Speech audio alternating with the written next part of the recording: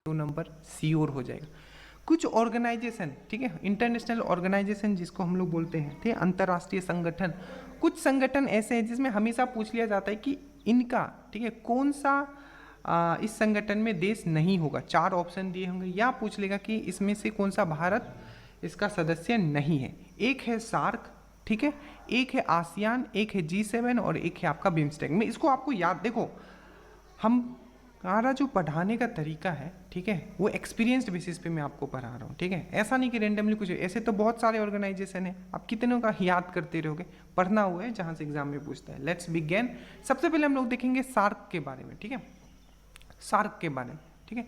तो सार्क जो है, ठीक है, सार्क का याद रखिएगा, इसमें टोटल कंट्री कितने हैं, तो 8 कंट्री है, ठीक है। ये आप पहला क्वेश्चन याद रखोगे। और दूसरा याद रखोगे कि इसका फॉर्मेशन कब हुआ था, तो 1985 में। अब इसको मैंने कैसे याद रखा है, तो देखो सार्क है यहाँ, सार्क, सार्क मतलब क्या, जो सर्क होता है। सार्क आपने बोला ना, जो आपने देखा होगा जो पानी में रहता है, सी में आपने देखा होगा, ठीक है, सी में, ओशन में सार्क जो होता है, ठीक है।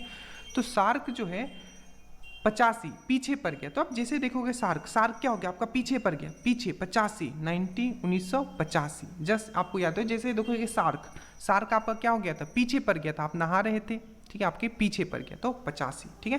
तो ये लिखोगे 1985 है और इसमें 8 कंट्री है, ठीक है, ये याद रखो। अब देखो पूछा जाता है कि इसमें कौन से इसके सदस्य हैं, ठीक है। तो अब कैसे याद रखोगे, देखो तो सार्क था, ठीक है, सार्क ने आपको मार दिया पीछे से धक्का, तो पेन होगी आपको। और पेन अगर हो जाएगा तो किसके पास जाओगे, MBBS डॉक्टर के पास।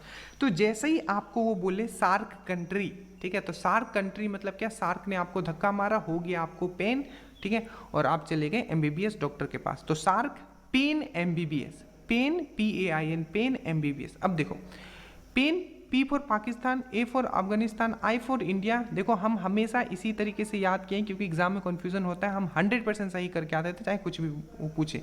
पाकिस्तान, अफगानिस्तान, इंडिया, नेपाल, मालदीव्स, ठीक है, मालदीव्स, बांग्लादेश, भूटान एंड श्रीलंका। देखो P for Pakistan, A for Afghanistan, ठीक है, I for India, N for Nepal, ठीक है, M फॉर मालदीव्स है, यहाँ म्यांमार नहीं है, याद रखिएगा। म्यांमार जो है वो आसियान कंट्री में आता है, प्लीज़ इसको ध्यान रखना, ठीक है, इसमें कन्फ्यूज करोगे। उसके बाद है आपका बांग्लादेश, उसके बाद है आपका भूटान। अब भूटान है यहाँ, बर्मा मत कर लेना, ठीक है, मैं फिर से बता रहा हूँ, ठीक है।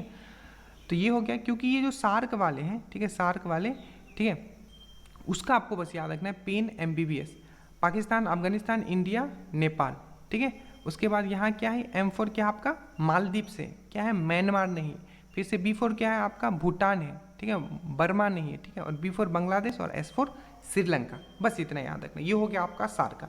अब हम लोग याद करते हैं आसियान कंट्री, ठीक है, association of south Indian Asian nation. Please इसको भी आप लोग याद रखें, फुल फॉर्म कभी काल पूछ लिया जा सकता है।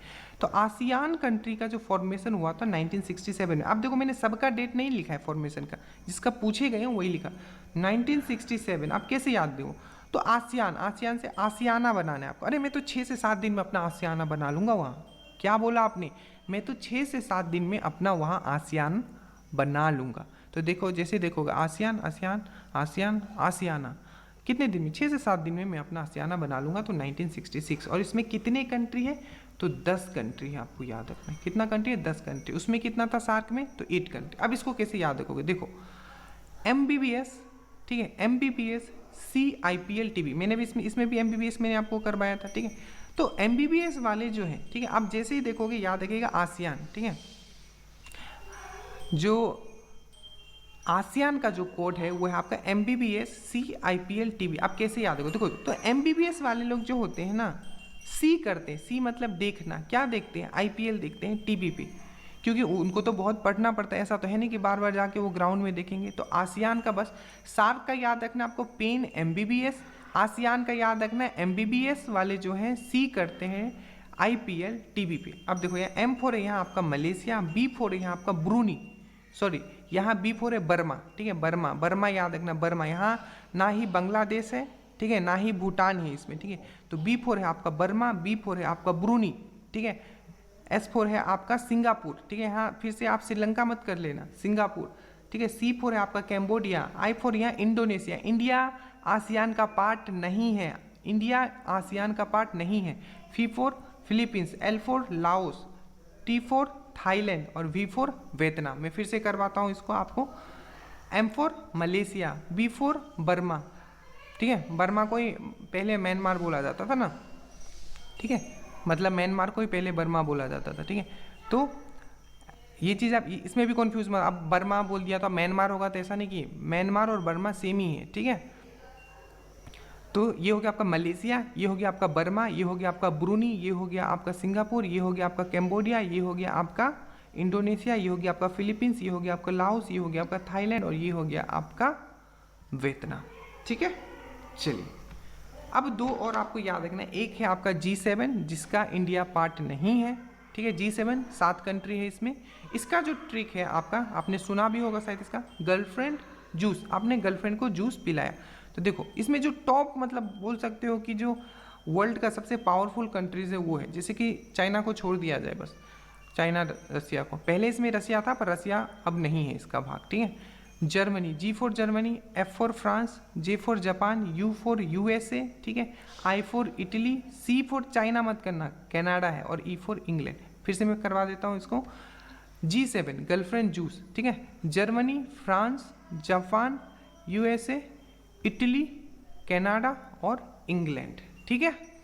उसके बाद हम लोग आते हैं बिम्स्टेक पे। बिम्स्टेक में टोटल कितने हैं? 7 कंट्री है, ठीक है, और इसका इंडिया भाग है, मतलब इस संगठन में इंडिया भी है। अब कौन से आपने देखा? तो एक आपने देखा सार्क में है, ठीक है, दूसरा आपने देखा बिम्स्टेक में है। ना ही ये आसियान का पार्ट है और ना ही ये, ठीक है, G7 का पार्ट है, ठीक है, बट इनको इन्वाइट किया जाता है G7 में।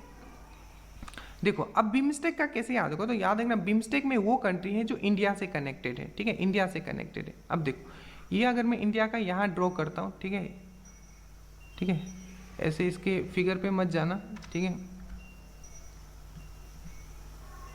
अगर मैं इंडिया का इस तरीके से कुछ इस तरीके से मैं ड्रॉ करता हूँ, ठीक है, बड़ा गंदा ड्राइंग बना है बट इस पे ऐसे ही बन पाया। तो देखो सबसे पहले ऊपर कौन है? ऊपर कौन है यहाँ? चाइना को छोड़ देना, चाइना पाकिस्तान हमारा दुश्मन है। तो बिम्स्टेक में क्या है? इंडिया है और इंडिया का दोस्त, बस उतना ही, हमें बस इतना है। बिम्स्टेक मतलब, ठीक है, इंडिया। तो ऊपर कौन है यहाँ? हमारा नेपाल है, तो नेपाल होगा इसमें। ईस्ट वाला साइड में कौन सा है? पूरब वाला साइड में यहाँ बांग्लादेश है, ठीक है। बांग्लादेश के साथ साथ आपने देखा होगा यहाँ भूटान भी लगा हुआ है हमसे, तो भूटान है। नीचे कौन है हमारे यहाँ? म्यांमार है, तो म्यांमार भी हो जाएगा, ठीक है। तो देखो इंडिया हो गया, बांग्लादेश हो गया, नेपाल हो गया, नीचे कौन है हमारे यहाँ लगा हुआ? सी से तो कनेक्टेड है ना यहाँ हमारा। श्रीलंका हो गया, भूटान हो गया, म्यांमार हो गया। बस एक और आप याद रख लें इसमें एक्स्ट्रा है, वो है हमारा कौन? ये है आपका थाईलैंड। तो इसमें बस एक और आप बस याद कर लेना, थाईलैंड। थाईलैंड भी इसका पार्ट, ठीक है। तो होपफुली अगर आपको आप पूछा जाए किसी भी कंट्री का, सार्क हो, आसियान हो, आपका G7 हो, बिम्स्टेक हो, आप बता पाओगे कि इसमें कौन से कंट्री है, इंडिया किसका भाग है, इंडिया किसका भाग नहीं है। Thank you so much. एक लाइक